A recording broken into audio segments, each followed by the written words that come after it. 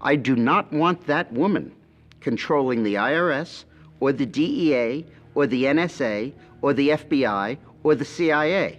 Not in a democracy, I don't.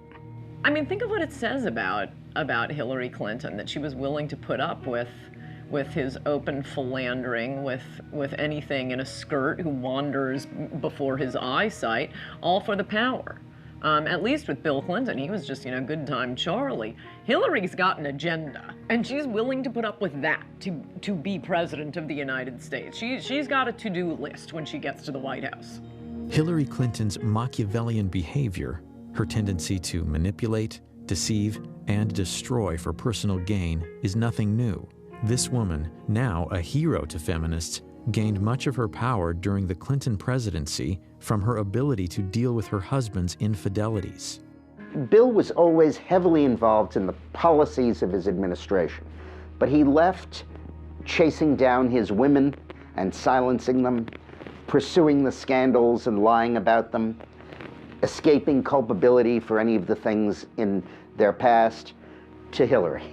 She was his Nixon. She was his evil equivalent. She was the one who made sure that nothing got to him because she was so good at it. And she was.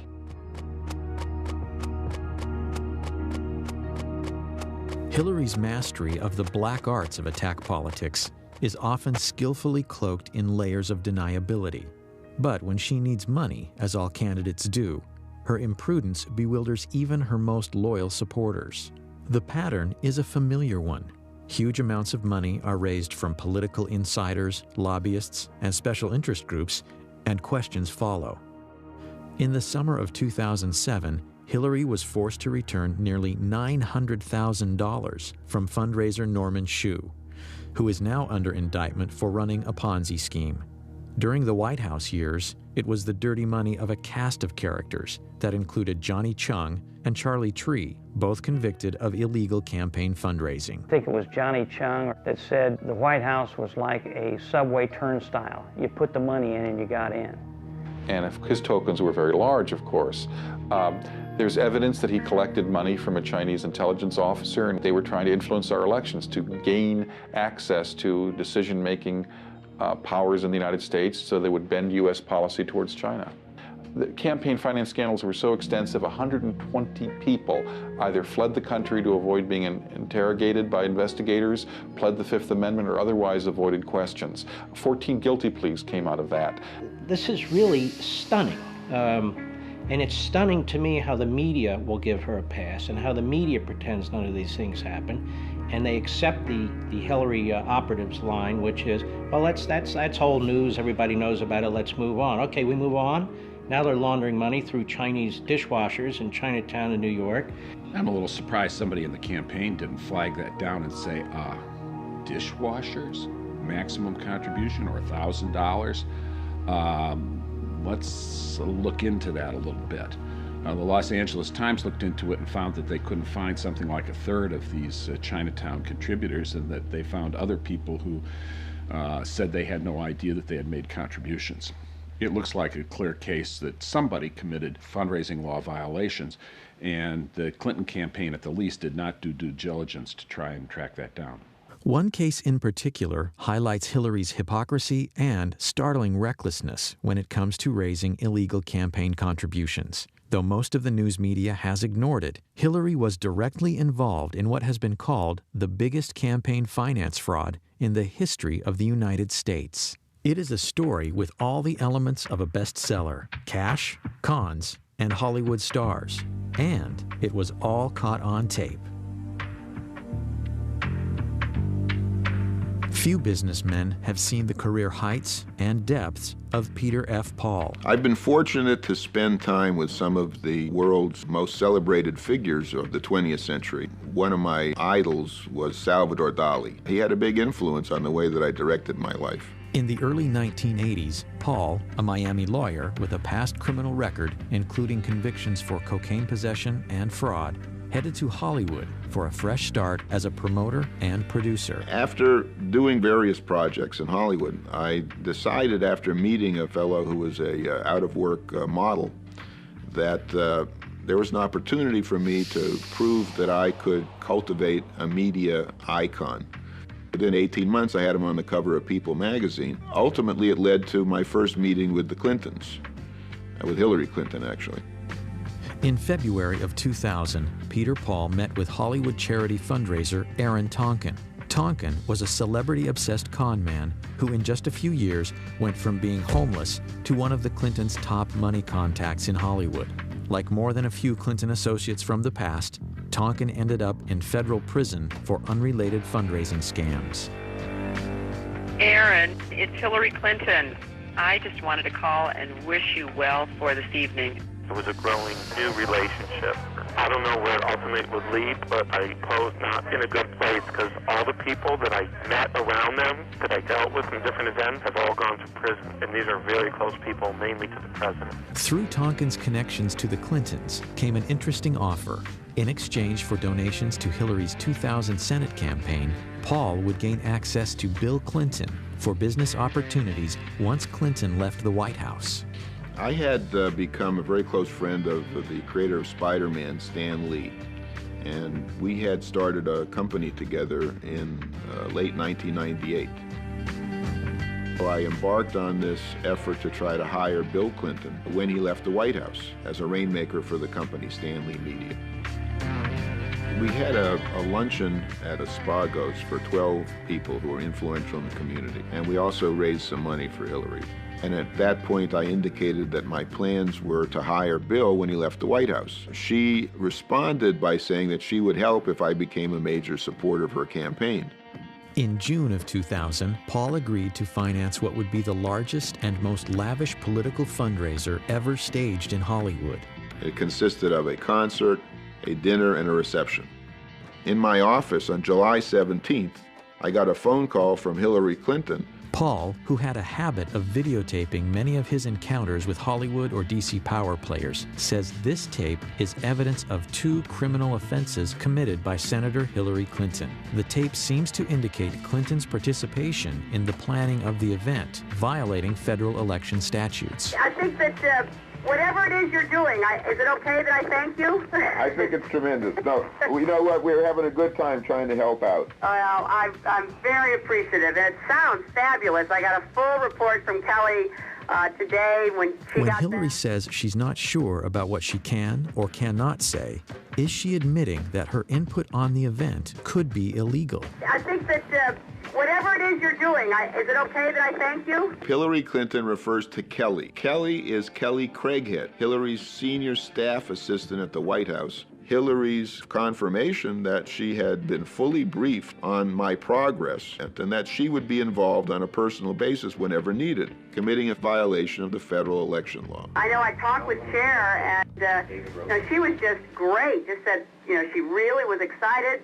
and I hadn't talked to her, so you had to have really done a good job selling it to her. And her reference to Cher being induced to contribute her singing services, all of them colluded to hide this from every investigation. All of the expenses that I paid for entertainment and costs of various fundraisers for Hillary were never legally reported. But what I discovered was, because Hillary was involved directly, personally, and indirectly through her agent, Kelly Craighead, in conceiving the event, in soliciting the money to pay for the event, and then coordinating the expenditures for the event, clearly the two of them were violating federal law.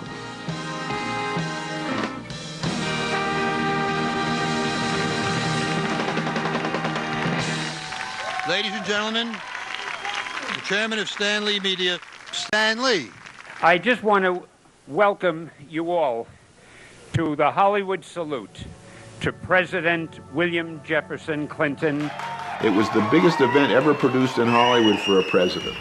Muhammad Ali, John Travolta, Brad Pitt, Shirley MacLaine, the Steenburgens, Gregory Peck, Cher, Diana Ross, Patti LaBelle, Toni Braxton, Melissa Etheridge, Sugar Ray, Michael Bolton, Paul Anka.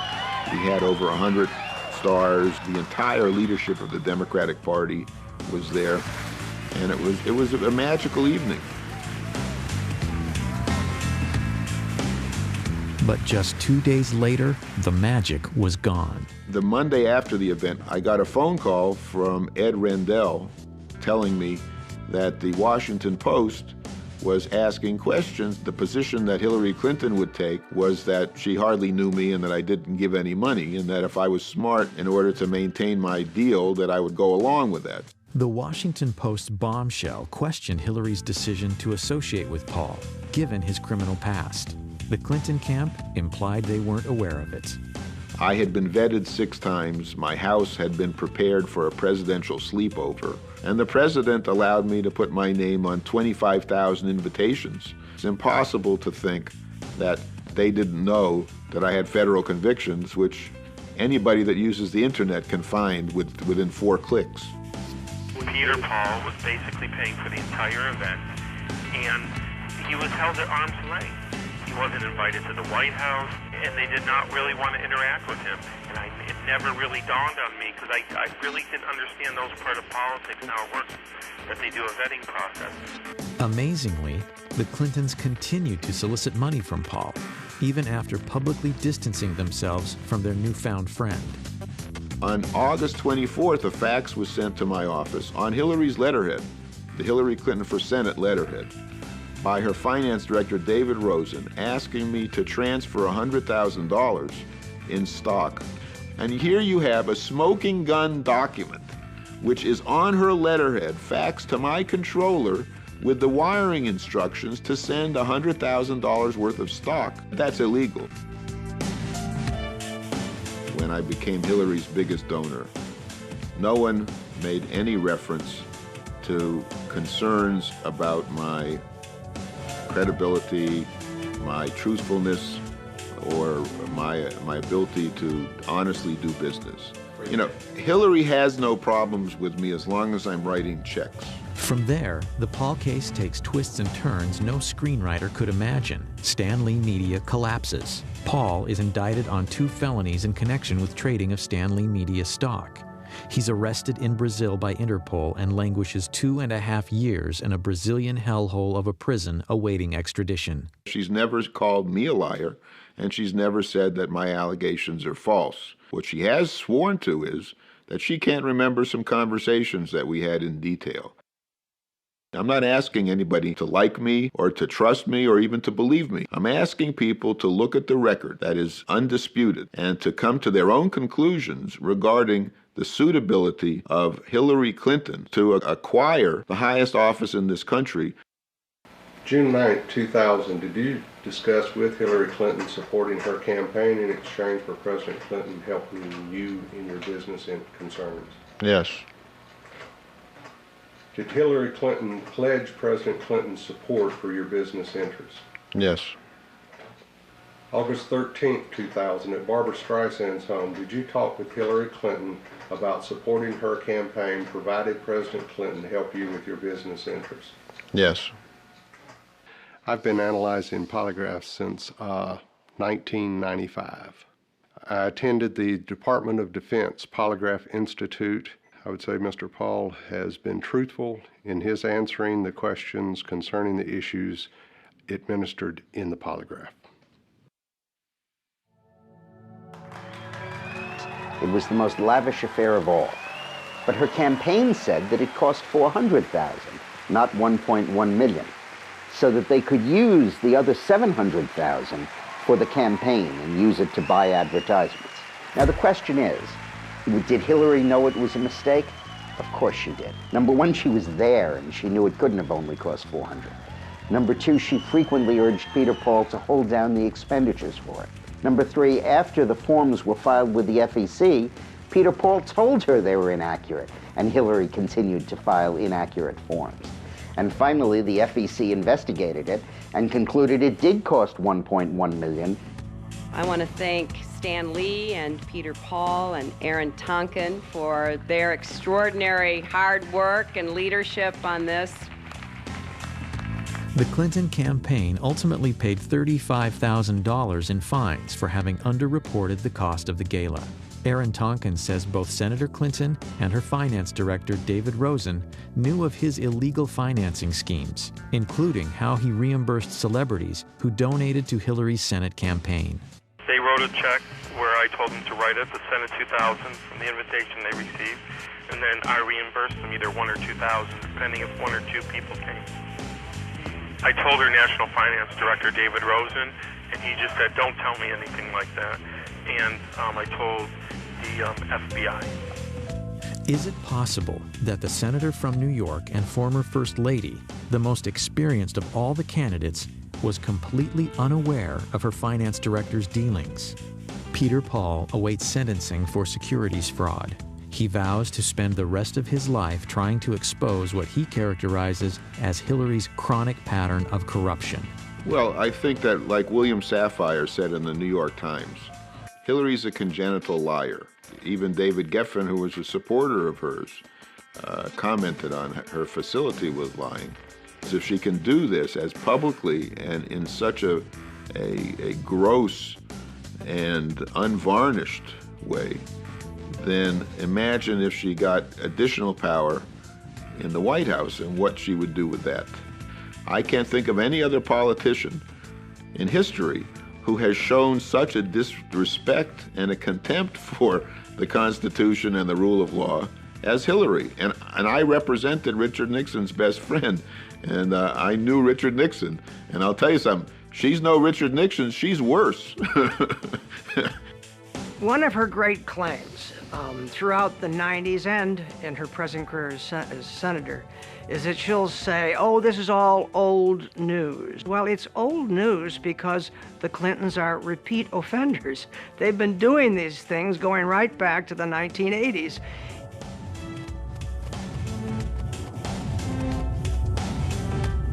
As a senator, Hillary Clinton has basically done nothing of note. She's not been a leader in national security. She's not been a leader on economic issues. She's not been a leader on anything. Is Hillary really the most qualified to hit the ground running if elected president? After all, she was First Lady for 8 years and now a senator from New York. Referring to her opponents, she said, quote, "There is one job we can't afford on-the-job training for. That is the job of our next president." First Lady ever to be the first woman from the state of New York, Hillary Rodham Clinton. Hillary says we should elect her president because of her tremendous accomplishments in the United States Senate. Well, she's passed roughly 20 bills. Let me tell you what some of them were.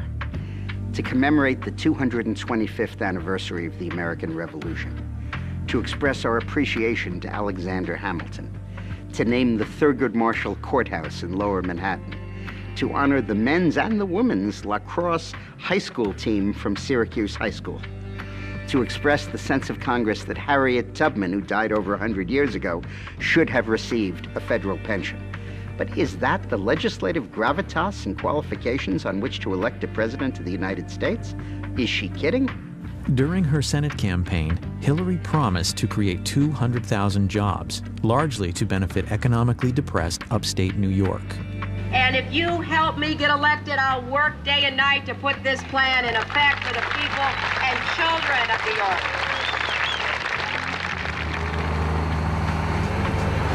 I'm Marshall Brown. I'm the owner-operator at GMB Farm. I grew up here with my father, but we sold out in 1985, and I started back up in 1987. I milk cows every day of my life for 20 years.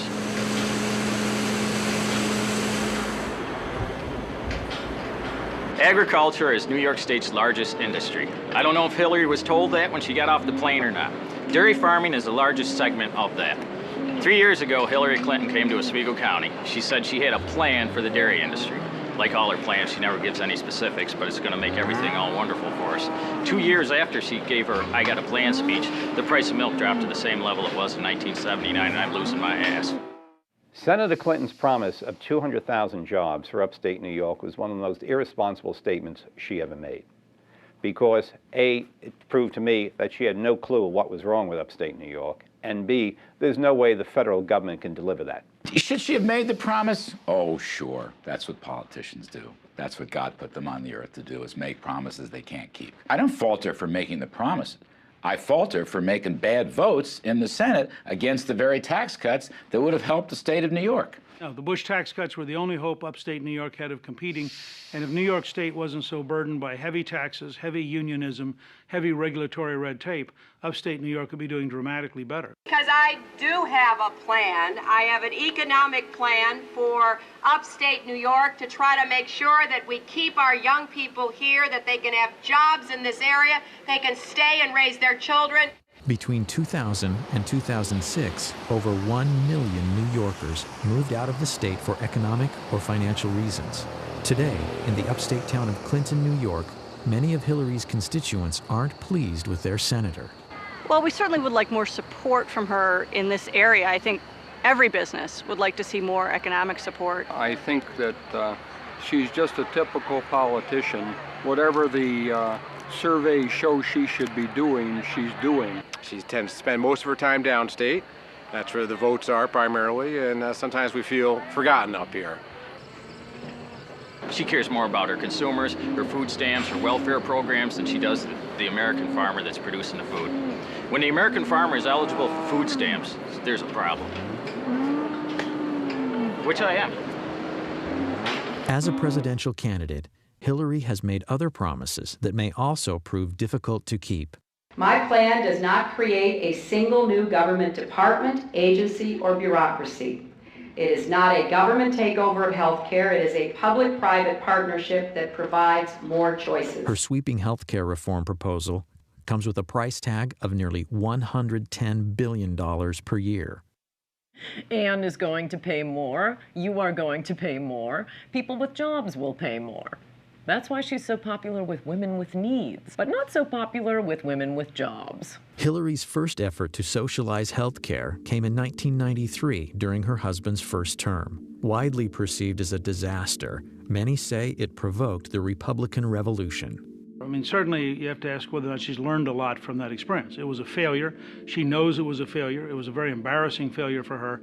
Where have you seen the government make anything more efficient and less costly and more effective by its presence? Where have you seen that? As I've said on many occasions, I still have the scars to show from what we tried to do back in the first 2 years of Bill's administration. The effort to kill Hillary Care was really good common American sense. Americans know a bad fish when they smelled one. Everything Hillary wants for America is what Canada does for all of its people, any one of whom that has $5 extra in their pocket comes across the border to the United States for health care services.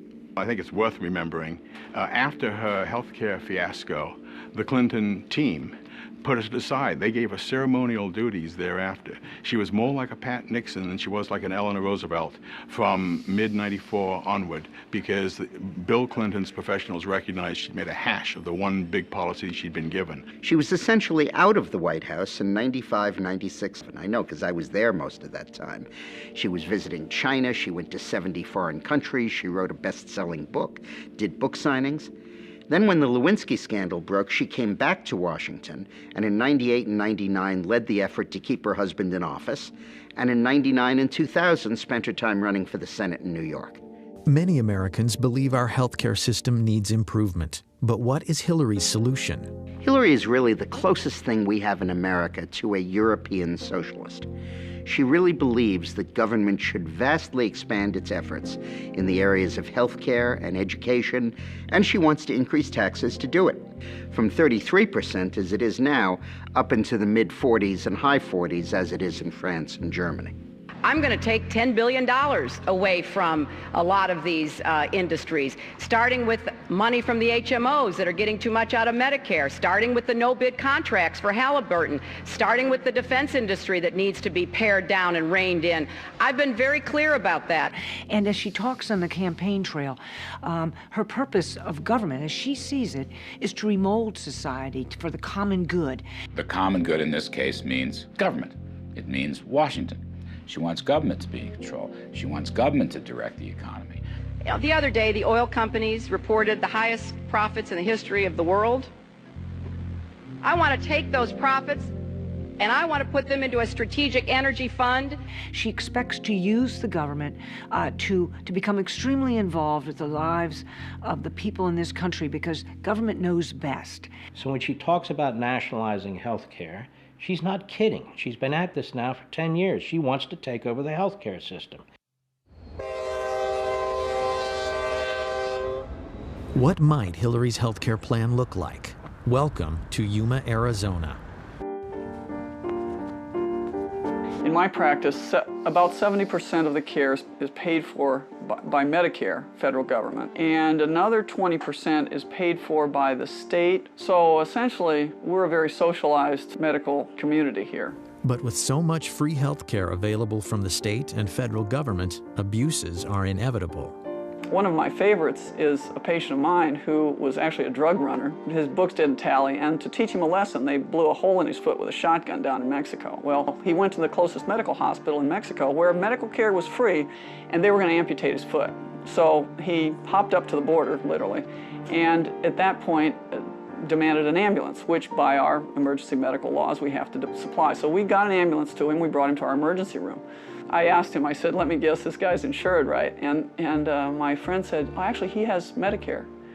This guy's been wanted for years on 4 federal warrants. We're giving him his Social Security check every 2 weeks. Critics say Hillary's healthcare overhaul is not unlike what citizens of Canada or the UK now experience. Yes, much of it is free, but is there a catch?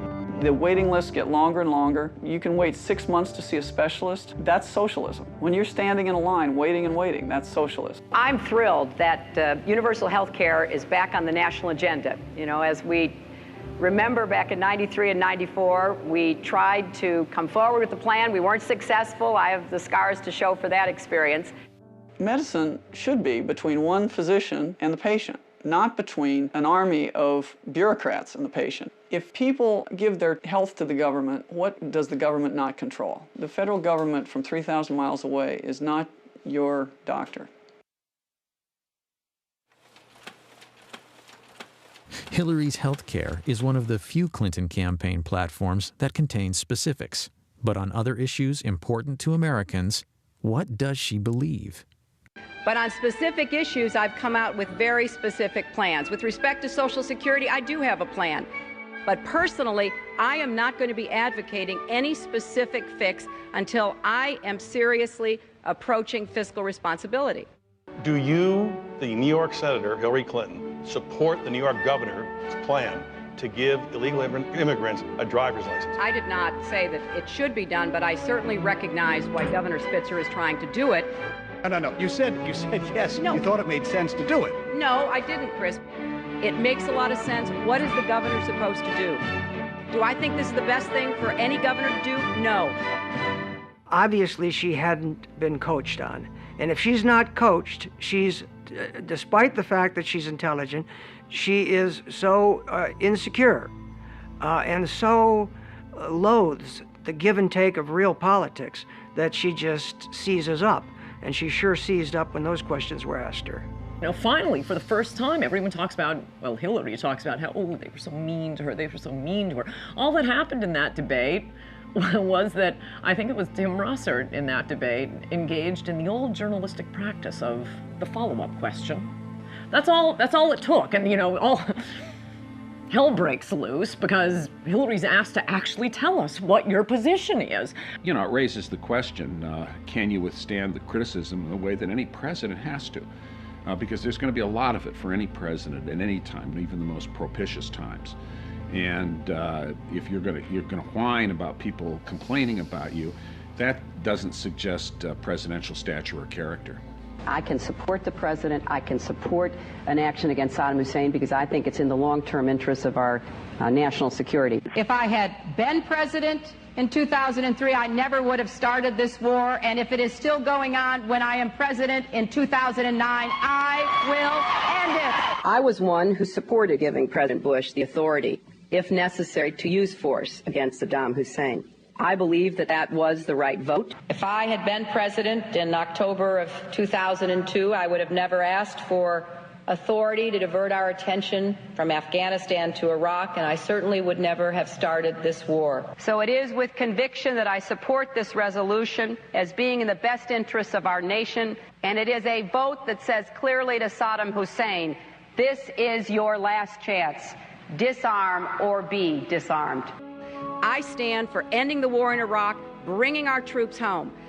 We're going to have troops remaining there guarding our embassy.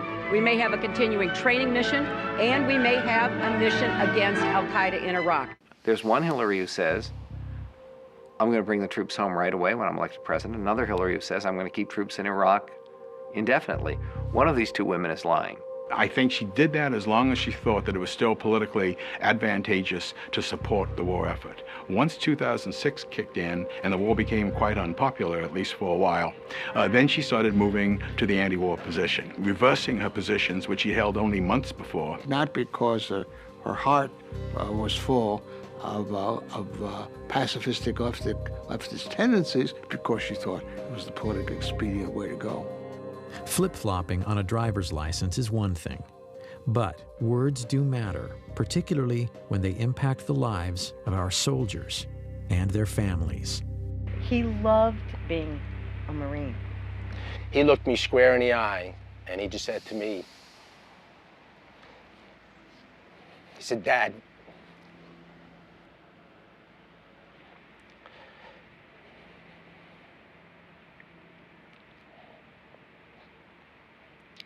he said, Dad, what could be better, what could be more honorable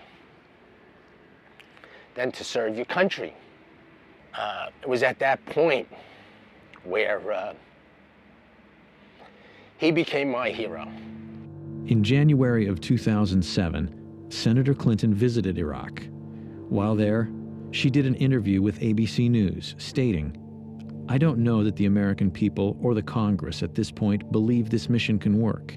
And in the absence of a commitment that is backed up by actions from the Iraqi government, why should we believe it? Because I was in Baghdad at that time, and we talked about that. I'm thinking, what the heck goes through the minds of our military that are out on those front lines, the Ramadi, the Fallujahs, out walking the streets of Baghdad, Hadifas, and throughout Iraq, putting their life on the line every single day and hearing something like that. It's just so demoralizing. Robert Buzz Patterson served as the president's senior military aide in the Clinton White House. Distinguished service in the Air Force, including combat missions, and his regular interaction with the First Lady gave him unique insight about the potential future commander-in-chief. They see that when Mrs. Clinton says something stupid about the war, or Harry Reid says the war is lost, or Dick Durbin calls them war criminals, that is played immediately on Al Jazeera and Al Arabiya overseas. That does nothing to support the troops. All it does is embolden the enemy to believe if they can hang out a little bit longer, they win. It's very hard to believe her because you don't know what the next day she's going to say, and, you know, it's terrible. Everybody from a four-star general to a private understands what it means to be a leader, what it means to have moral backbone and discipline and integrity. And the military saw none of that during the 1990s and does not see that any of those attributes in Mrs. Clinton today. If we do pull out and we do not complete this mission, my son's sacrifice would have been in vain, along with the other fallen heroes. If a legislator does not like the war and decides enough already with this war, then cut off the money. They're entitled to do that. But above all, it's not up to a legislator to try to outguess military strategists. That's not their job. So you say again, okay, well, she's flipping, she's flopping. No, she's not flipping and flopping. She's lying. She will not take responsibility for calling and asking our good, brave soldiers to put their life on the line. She will not take responsibility. Every Democratic candidate, they all want to just get out of Iraq, just whatever it takes. When the fact of the matter is that you can't have good security in Iraq until you've dealt with, at a minimum, Syria and Iran, because they're the ones who are arming, training, and running a lot of these terrorists. The war on terror isn't the only issue where Hillary is trying to have it both ways. When it's politically expedient, Hillary campaigns on her husband's presidency. But when the polls say otherwise, she abandons their record. What she can be is selective in terms of, cherry picking and making determinations that she's now suddenly the face of foreign policy, that she, shaped economic policy, except for the stuff that didn't work out, in which case that was somebody else's problem or somebody else's fault. Ladies and gentlemen, you have just heard a stunning illustration of my real campaign slogan. Buy one, get one free. This is as much about Bill Clinton as it is Hillary Clinton. I mean, for purposes of this election, it's one and the same. Buzz Patterson carried the nuclear football for President Clinton. While serving in the Clinton White House, he learned firsthand about the former First Lady's qualifications. When she was moving them around the White House hallways and corridors, the edict was for us to avoid eye contact with her so as to preclude her from making exchanges like good morning, good afternoon, and therefore those of us that worked in and around herself and her husband would oftentimes dive into open office ways and doorways to avoid her stare. Well, I saw her vent on her husband many, many times. In one particular situation, we were at a fundraiser. As we entered the elevator to go to the top floor of this hotel, Mrs. Clinton lit into her husband with every profane four-letter word you've ever heard in your life, and as a military guy, I've heard them all. The anger really took me by surprise, how vicious it was and how profane it was, and then of course, we got to the top floor of the elevator, of the hotel, and the elevator opened. They were holding hands and smiling and waving like they could turn it on and off in a heartbeat. Both Clintons are well aware the war on terror could be the key issue in Hillary's run for the presidency. Both have been quick to fault the Bush administration for failing to prevent the 9/11 attacks, while absolving the Clinton White House of any missed opportunities. There were many times, 8 to 10 that I'm aware of, in the 1990s, that we either had a chance as a country to capture bin Laden or to kill him, 8 to 10. And every time we had a viable opportunity, Clinton chose not to pull the trigger. And I'm certain that if my husband and his national security team had been shown a classified report entitled "Bin Laden Determined to Attack Inside the United States," he would have taken it more seriously than history suggests it was taken by our current president and his national security team. Patterson says that's laughable. He says President Clinton was briefed by multiple U.S. intelligence agencies of al-Qaeda plans to attack the United States. We knew about the potential. Nick specifically pointed to the possibility of using hijacked airliners into the Pentagon, CIA headquarters, and it also talked about New York City. Cyrus Nowrasteh is the award-winning writer-producer of the ABC miniseries The Path to 9/11. Though his movie takes aim at both the Clinton and Bush administrations in the days and years prior to 9/11, Nowrasteh says he and his film were targeted by the Clinton machine. There was a huge coordinated campaign to discredit the movie and me and get Disney ABC to pull or recut the movie. In the weeks just prior to air, Nowrasteh's home address and email were posted on various pro-Clinton websites. I got death threats at my house, I got hate mail, and they said about basically trying to destroy us and stop this thing from airing. Intimidation included 5 senators led by Harry Reid sending a letter to Disney ABC threatening to revoke their station licenses if they didn't pull or recut the movie. You gotta understand, these phone calls, the threats on the internet, these bloggers, all of these people out there, none of them had seen the movie. This was all political spin, and it was generated by ex-President Clinton from his offices in Harlem, where he met with all of these bloggers to specifically discuss countermeasures against the ABC broadcast, The Path to 9/11, and how they could get it pulled from the air. Disney ended up cutting about 3 minutes from the over 5 hours of the broadcast. So I'm going to show that to you now. They have the compound surrounded. They know where bin Laden is. Mr. Berger, is this something And what they need to do is coordinate with Washington. So they're on satellite phone communication with Sandy Berger, Richard Clark, George Tenet, et al. From Washington to basically get the final green light to go ahead with this operation. Our people are in place. Now, it's been confirmed that Osama bin Laden is in the building on the site. You are the National Security Advisor. Can't you give the order? Look, George, if you feel confident, you can present your recommendation to the president yourself. So if it all goes bad, it comes down on my head, like Janet Reno in Waco. The buck stops down the hall.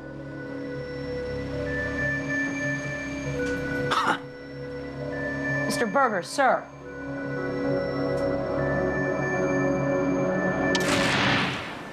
Unbelievable. Did they abort us? Yes. It's shocking that ABC would bow down to Bill Clinton on the path to 9/11. It's shocking that Bill Clinton would ask. You can't imagine Walter Mondale doing that. I don't even think you could imagine Jimmy Carter doing that. President Clinton has said he never got that close to getting Osama bin Laden. But national security experts have said on the record that the path to 9/11 was accurate. The path to 9/11 got it right. That's why they were upset. We exposed the hot button truth that they've been trying to bury for years. The $40 million project was a ratings smash with nearly 28 million viewers. It later received 7 Emmy nominations. But if you want to catch The Path to 9/11 on DVD, you can't. ABC Disney won't release it. Why would they pass up millions of dollars in DVD revenue? I think the initial attacks were really about President Clinton's legacy. However, now, a year later, with the DVD being suppressed, I think it has become about Hillary's run for the White House. All I can say is what the exec at ABC told me, which is if Hillary wasn't running, this wouldn't be a problem. Hi, Mr. Berger. How are you doing? Hello, everybody. I have just a brief statement. Last year, when I was in the archives reviewing documents, I made an honest mistake. It is one that I deeply regret. Former Clinton National Security Advisor Sandy Berger pled guilty to stealing and destroying highly classified documents from the National Archives and lying to investigators. I might say it seems Sandy walked out of the National Archives with some PBDs in his BVDs and some classified docs in his socks. I was surprised and astonished when I learned that he had taken documents out of the National Archives, stuffed them in his socks. I have written that the only reason Berger might have done this was at the behest of Bill Clinton or someone of similar stature who wanted information or, single copies of unique copies removed from the archives. The papers reportedly revealed Clinton's response regarding the Millennium Bomb plot and Sudan's offer to turn over bin Laden in 1996. But because Sandy Berger destroyed these critical secret documents, the American people may never know the truth about these events or the Clinton administration and 9/11. The documents that he stole pertain specifically to the sequence in the miniseries that they were upset about. I believe they are criminally guilty of distorting history. There was a smoking gun in there in terms of what the Clinton administration knew about bin Laden. Sandy Berger had a mission. That mission was to go in and clean up history, clean up mistakes, destroy any evidence of error or culpability to actions that led to 9/11. He accomplished that. He basically paved the way for her to move forward and give Bill a free pass. I mean, it's that simple. Sandy Berger was fined, lost his security clearance for 3 years, and was disgraced, especially in Washington. But he has resurfaced. Reportedly, Berger is now an advisor to the presidential campaign of Hillary Rodham Clinton. It's either that he's really good at foreign policy, which I doubt, or he knows something, or they owe him. And I think that's what it is. Do I think he should be advising Hillary Clinton? I think he's a perfect candidate to advise Hillary Clinton. He's sleazy, he broke the law, he will do her bidding. He should be her chief of staff, as a matter of fact. Hillary is tough on terror as long as it's popular. But once again, the real Hillary Clinton remains a mystery. We went through all the speeches that were posted on her website, some 200 of them, and there's no speech that's about counterterrorism or talks about the threat to the homeland. Whatever Mrs. Clinton took away from the 9/11 experience is now slipping away. Or perhaps she never meant it in the first place. But as far as I know, Senator Clinton simply has not wanted to discuss with clarity and certainly with the kind of authority you would expect from a now senior member of the Senate Armed Services Committee, that we are at war with a totalitarian ideology. I'd like to see a president in either party who is going to be honest about the nature of the danger and willing to stand up and say this is what needs to be done, even if it's not popular at the moment. She doesn't seem to have any instinct to be able to do that, whatever her high intelligence might be. Who is the real Hillary Clinton? Clinton scholars and writers hoping for an answer were shocked to learn that, despite Freedom of Information Act stipulations, after 3 years, the Clinton Library has only released 0.5% of its records. This is the mentality of a tyranny, and yet the media treats this as if it's no big deal. It is a very, very big deal. We paid for those documents at that library. Much of our money goes into that library. It's a federally run operation. The Clinton Library is known locally as Little Rock's Fort Knox. Nearly 2 million pages of records covering Hillary's years in the White House are locked away, clouding her role in policymaking. Over 300 Freedom of Information Act requests are pending. Well, that's not my decision to make, and I don't believe that any president or first lady ever has, but certainly we'll move as quickly as our circumstances and the processes of the National Archives permits. This idea they're claiming now that we're trying to release them, we're trying to as fast as we can, but the library just won't let us release them. You want the papers released, order the papers released. They're your papers. A tendency of this administration, from the top all the way to the bottom, is to withhold information, to resist legitimate requests for information, to refuse to be forthcoming about information that is of significance and relevant to the job that all of you do and the interests of the American people. I think the American people have a right to as much of the public record as possible about Hillary Clinton. Those records should be released before the 2008 election so we can learn a lot more about exactly how much influence she had in the White House, what her positions were in the White House, and how she acted in the White House. Character is defined as what we do when we think no one is looking. By that standard, many critics say the Clintons are sorely lacking. On January 20th, 2001, President Clinton issued 140 pardons on his last day in office. Those pardoned or receiving commuted sentences included cocaine trafficker Carlos Vignali and the biggest tax fugitive in U.S. history, Mark Rich. As much as those pardons reveal about Bill, an earlier pardon may have revealed even more about Hillary's character and her willingness to do anything to get elected. I remember the first Met game my dad took me to, and we were sitting at the very top of Shea Stadium. It was probably 1971.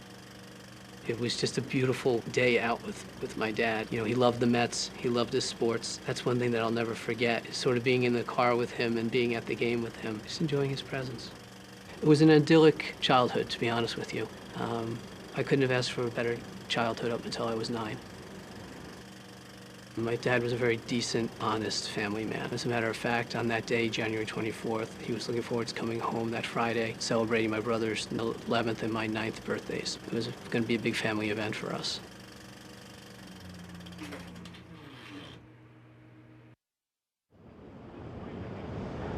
Fraunces Tavern has an extraordinary place in American history. It's where the Sons of Liberty met. It's where George Washington bid farewell to his officers at the end of the Revolutionary War. And it's also the place where Frank Connor, my father, was murdered in 1975.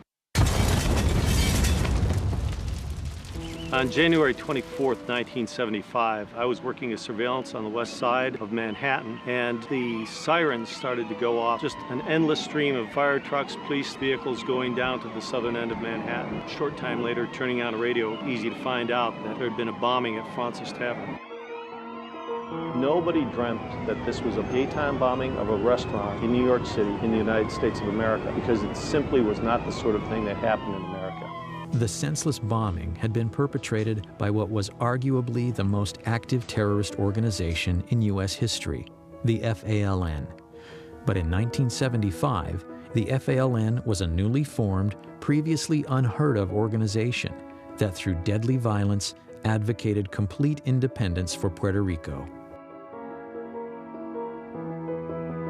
I kept hoping and thinking that maybe he's under rubble, trying to get through, and there's a mistake. It really didn't happen, that he was okay. My mom says now that all she wanted to do was run.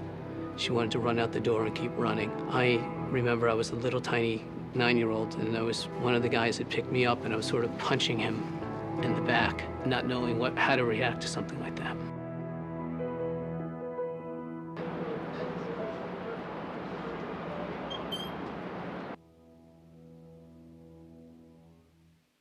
Joe, this is the Bissell dining room at Francis Tavern, and this is the room that suffered most of the damage in the bombing on January 24th, 1975.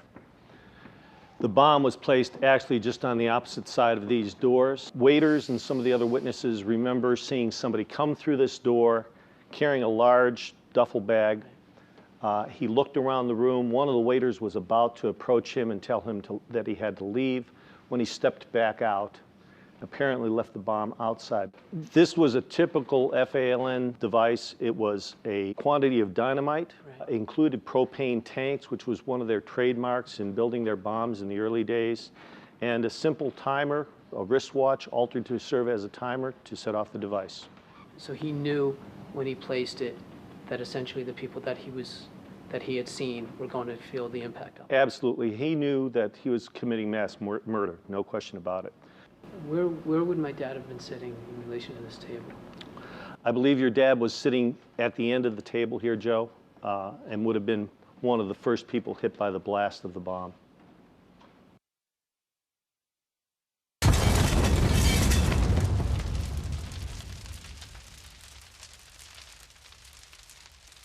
Joe, the bomb being just outside this door here, when it functioned, much of the blast came, of course, through into this room, knocking down this door, and that shock wave would have taken everything in the room and just made missiles out of it.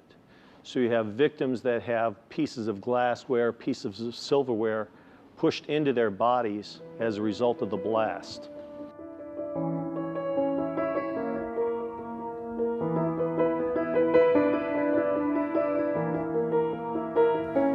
Do we know why they chose the time, the place, the day? The communique that they left said that they were trying to kill capitalist, imperialist pigs in Francis Tavern, and specifically cites Francis as being the target. 4 died, and more than 50 were injured. It was a typical FALN operation, one of over 130 bombings between 1974 and 1983. But on that crisp winter day at Francis Tavern, no one could imagine what the future held for the murderous members of the FALN.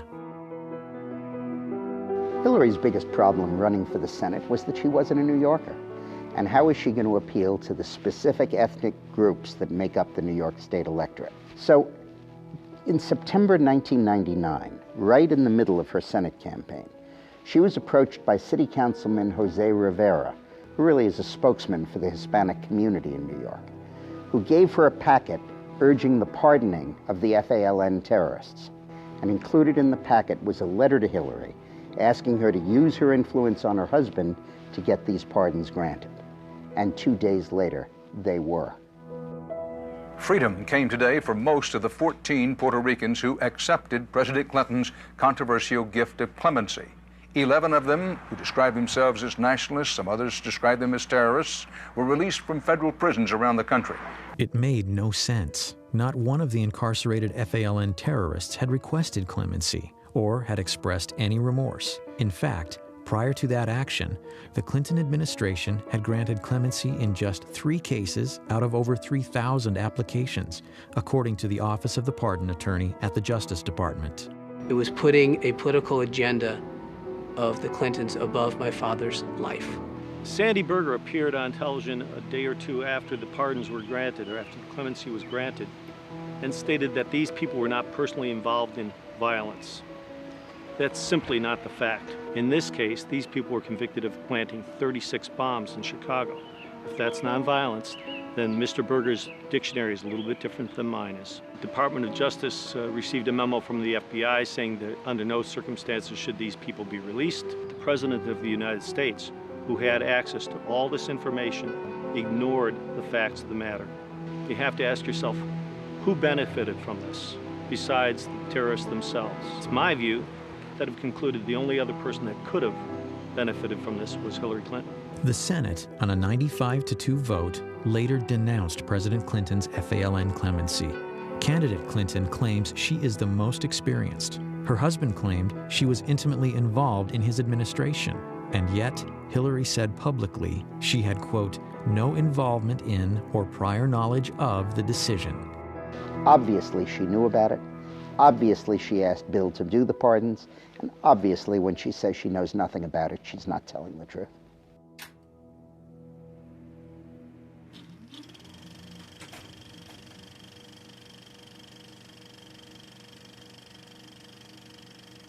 How dare they?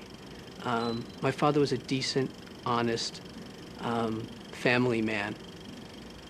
And he was being forgotten or used as a political pawn by those people who didn't have his decency, didn't have his family values, and wasn't the kind of man that my father was. We've had only 2 father-son presidencies in the history of our nation. We may be on the verge of the first husband and wife commander-in-chiefs.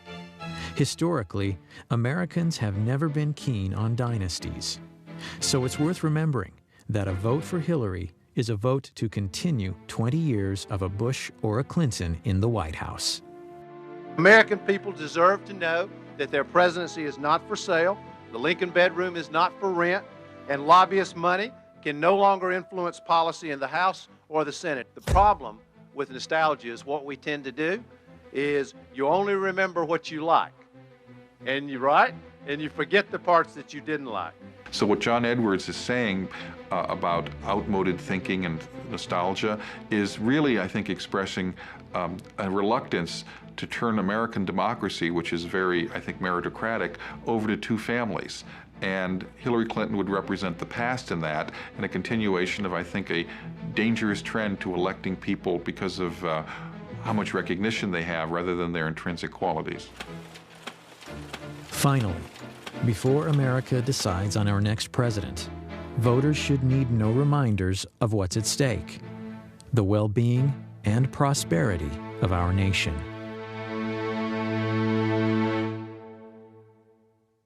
We uncovered a radio show that Eleanor Roosevelt, her heroine, did in 1934. Eleanor Roosevelt was asked during the show, when will a woman become president? Her answer, when a majority of the American people have trust and confidence in the integrity of her. And that's the challenge that Hillary faces. It's been said, and I agree with it, that this is the most personal political choice that Americans make. We're very interested in their personality traits, their person that they could trust, that they would like. That's where I think Hillary Clinton as a candidate has great defects. She's not accountable. She'll never be accountable personally for anything that she does. And her personality is such that she believes that the end justifies the means, no matter what those means are. If she weren't married to Bill Clinton, what is there that she has accomplished in her life that would lead you to believe that she should become the most powerful person in the country?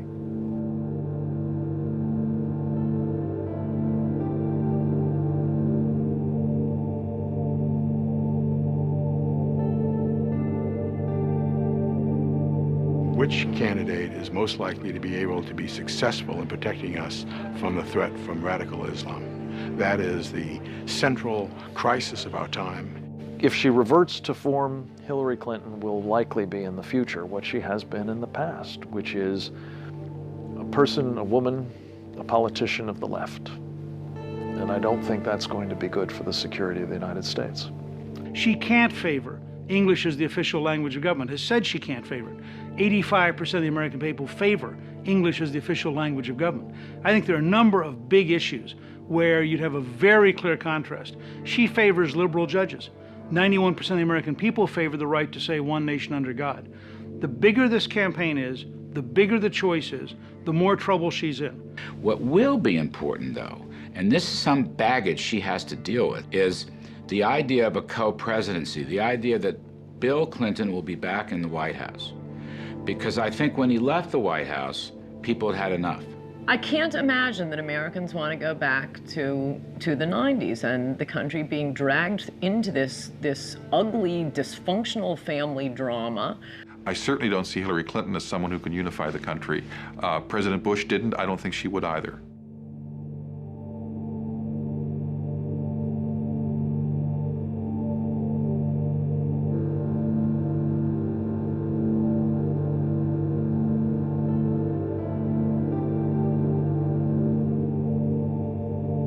I think that we're at a very critical time in this country that requires leadership. And I can tell you, beyond a shadow of a doubt, that Hillary Clinton I know is not equipped, not qualified to be our commander-in-chief. This vote comes down to one thing: liberty. Do you believe in liberty or don't you? Economic liberty, free speech, protecting our borders, protecting our country from terrorism. The issue is liberty. You know, on January 20th, 2009, someone will stand on the steps of the Capitol and raise his or her hand to take the oath of office